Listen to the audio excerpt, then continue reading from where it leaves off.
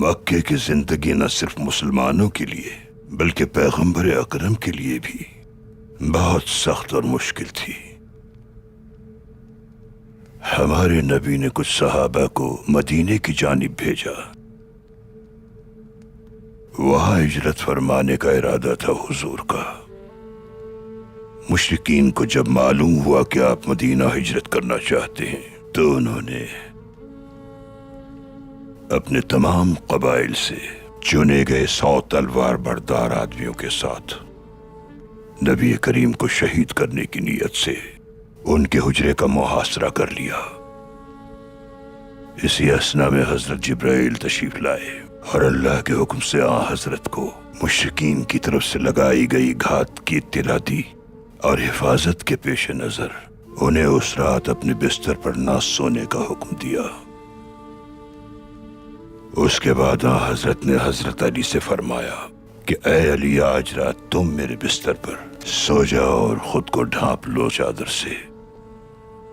وہ تمام مشرکین اپنی تلواریں اٹھائے حضور اکرم کے حجرے کے سامنے موجود تھے۔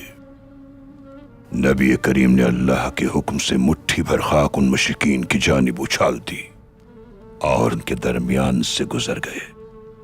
اللہ نے اپنے محبوب کی حفاظت کے لیے ان مشرکین کی آنکھوں پہ پردہ ڈال دیا تاکہ وہ حضور کو دیکھ نہ پائیں۔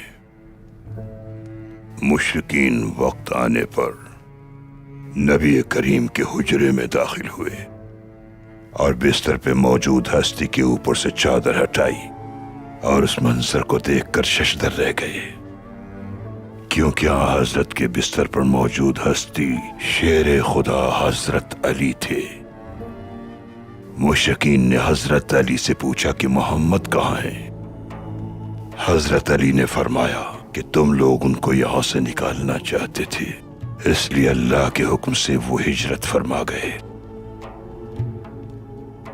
مشرکین حضرت علی کا یہ جواب سن کر دم بخود رہ گئے، کیونکہ جو جال وہ بچھانے آئے تھے خود ہی اس جال میں پھنس کر رہ گئے۔